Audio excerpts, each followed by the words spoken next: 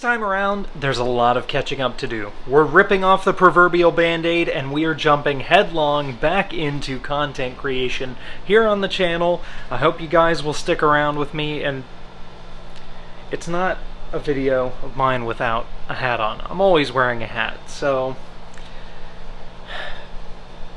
that's better.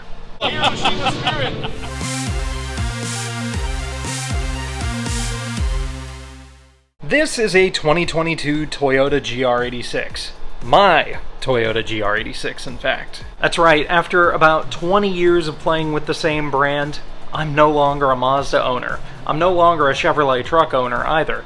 This is my only vehicle, and I couldn't feel better about it.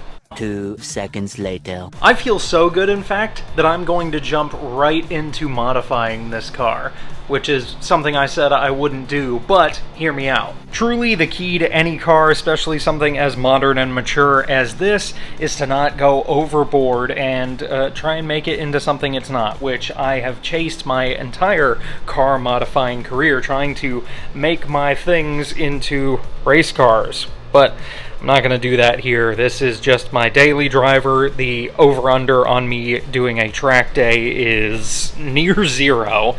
Not non-zero, but close to. I just wanted something nice. It still has a warranty, it's comfortable, it's relatively quiet, and it's still a ton of fun to drive. So my approach this time is going to be OEM plus, high quality parts, and restrained and reasonable, rather than making it into a noisy, uncomfortable thing that I will eventually grow to hate, and we don't want that. Also, you can't make this up. When I bought it, I found this under the passenger seat, which, that's comedy you can't write. After all, it is a Subaru. What we're going to be doing today is helping this 2.4 liter Boxer to breathe a little bit easier, and it's all centered around this little Airbox piece. Toyota in North America, and as far as I can tell nowhere else, installed a charcoal filter in this half of the Airbox, which is quite restrictive. Pop this guy open, you can see the air filter there, but in here you can see the charcoal filter. It's for emissions. They don't want gas fumes coming back out the intake and into the atmosphere, which, weird thing, but okay, whatever. So, we're going to be replacing it with a JDM part that doesn't have the charcoal filter. Now, what I could have done is I could have removed this piece and I could have hacked out that charcoal filter, but I wanted to have zero risk of debris going into the engine, hitting my airflow meter, anything like that, and I wanted to do it cleanly. So, thanks to Black Hawk Japan, I now have a brand new JDM Airbox, which, ironically enough, they share the same part number. So this is just Toyota USA, or Toyota North America, I should say, doing some goofy emissions finagling that's largely unnecessary. This one's quite simple. We just remove and replace. I've taken the liberty of undoing this little wire from this clip here, and then 3 screws, 2 on your airflow meter, 1 on the hose clamp, out, in. Easy. Pull that piece out. Carefully transfer our airflow meter from intake to intake.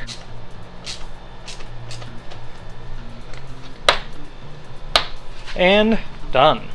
You can really see the difference here. Like, this screen to the touch is it's pretty thick. And I can definitely see how that is a restriction. People have dyno tested this modification, and depending on who you ask, it's anywhere between 0 and 10 horsepower. Probably why this car makes north of 230 horsepower in the rest of the world versus the 228 that it's rated for here in North America.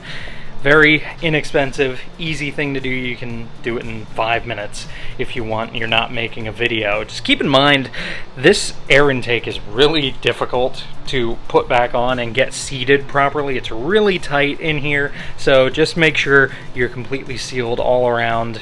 It'll clip back into place easy. Make sure all your hardware is tight, and that's about it.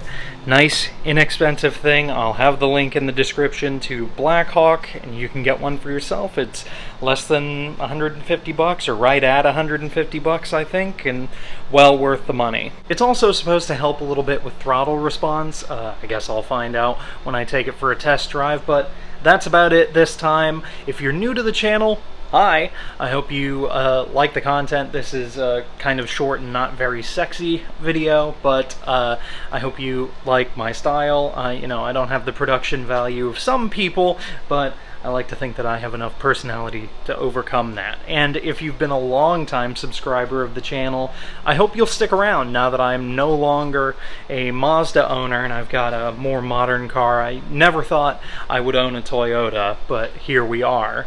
So if you're new or old, I hope you enjoyed this one. Thank you all so much for watching and subscribing. I am rapidly approaching 10K, so hopefully people don't jump ship and we can keep the march forward to the 5-digit subscriber count. But that's it. Thank you guys, and I'll see you guys in the next one. And we're just done.